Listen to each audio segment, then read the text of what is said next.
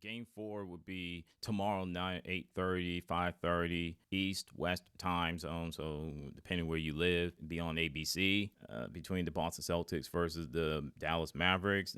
Boston's up 3-0. So everybody who watched the game last night, which is game 3, you get your answers there. You get opinions from everybody else, okay? I want to focus on the Dallas Mavericks, more specifically Luka Doncic. Listen, if the Dallas Mavericks lose this series, it's plain to see. You look at the supporting cast of them versus the Boston Celtics is night and day, okay? So let's move on from them. Luka Doncic, I mean, his defense, oh my goodness. Yes, he is one hell of an offensive player, but defensively, he is a liability. I know people say, well, look at the first 2 games, but game 3 was just downright alarming. And when the season's over, let alone NBA Finals concluded either tomorrow or next Monday or Game 5, depending, he really needs to work on his defensive game. I mean, it is just downright alarming and awful. There was a stat or data somewhere that he is the worst defensive player in the NBA Finals in a decade or something like that. And I'm like, wait a minute, this dude? Wow.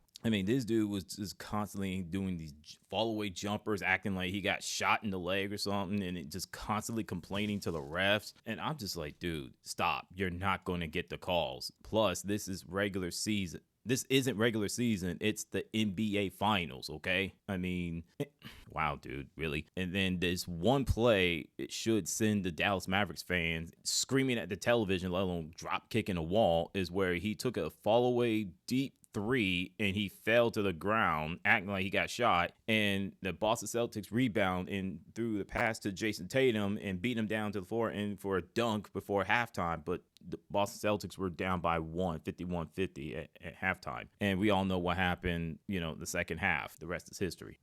But Luka Doncic, man, and those fouls that he picked up, a lot of people were saying the last 3 fouls that he picked up were silly and unnecessary. I would go as far as to say it's just 2 of them was just unnecessary. I'm looking at him like, bro, you serious? You had 4 fouls in the fourth quarter, and you know that you are in foul trouble. If you pick up 2 more fouls, you're going to be out of the game. He did exactly just that. And then he's barking at the bench of the Dallas Mavericks and the coaching staff, including Jason Kidd, the head coach, challenge to play, blah, blah, blah, blah, blah, a little bit of F-bomb in there. And I'm just like, bro, get yourself off the floor. You sound goofy. Just play defense. Just play better defense. You don't have to be the greatest defensive player of all time. Just be functional. Just be decent. You know what I mean? So, yeah. And Kyrie Irving is Kyrie Irving. I mean, he's going to give you a game or 2 where he light up the basketball world and he'll disappear. His career's been very inconsistent. It's like a roller coaster, up and down. You know what I mean? So, yeah, I mean, he's helping him out, but like I said, the rest of the supporting cast are not helping them at all. So I think the Dallas Mavericks front office really need to look at them and be like, okay, what's going to happen? What's going on? How we could get better so you get back to the NBA Finals, which I know it's not going to be easy. Go ask the Denver Nuggets. Now, the Boston Celtics are 1 game away from winning their 18th NBA Larry O'Brien trophy. I mean, if they win it all tomorrow night, or game 5 next Monday night, it's because I said this in my past video a couple of weeks ago. It's day and night. The Celtics supporting cast versus, you guessed it, the Mavericks supporting cast. It's plain to see. You know what I mean? And someone should tell not the Boston Celtics, but Dallas Mavericks, you're not playing against the Minnesota Timberwolves anymore. Just want to throw that in there. And if Jaylen Brown wins the NBA Finals MVP, I mean, that tells me that he's the best player on the team, not Jason Tatum. And he really need to work on hitting the gym, man, because he's been shooting bricks, man. Be taking away these tough contested shots. You're like, why your numbers are trash? Now, granted, he's playing awesome defense, rebounding the ball, getting his teammates involved and stuff like that. That's awesome. But offensively, yeah, it's not cooking. It's more like he's burning up the food.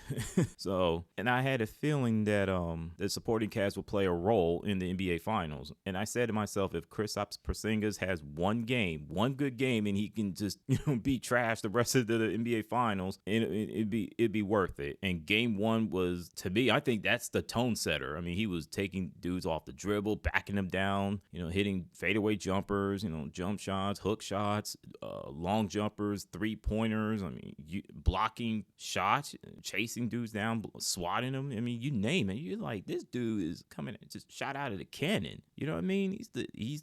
That's the unicorn for you. So the San Antonio Spurs and Victor Wembanyama. Yes, my hometown team. I feel that it's going to come down to the front office and the GM. They're going to have to find a way to help this young man and build a team around him in order to get back to the elite level once again. But I think it's going to be about 5 years before they get to that point. And I told my father that when we had that conversation last year or 2 years ago, something like that. And he kind of looked at me sideways. I'm like, look, I don't see that my San Antonio Spurs getting to the NBA playoffs next year or 2 years or 3 years away. I see at least maybe 4 or 5 years away. So that's how I feel. And yeah, what's your thoughts on the NBA news that I gave y'all? And throwing y'all a salute. I'm out. What's your thoughts? Have a good night.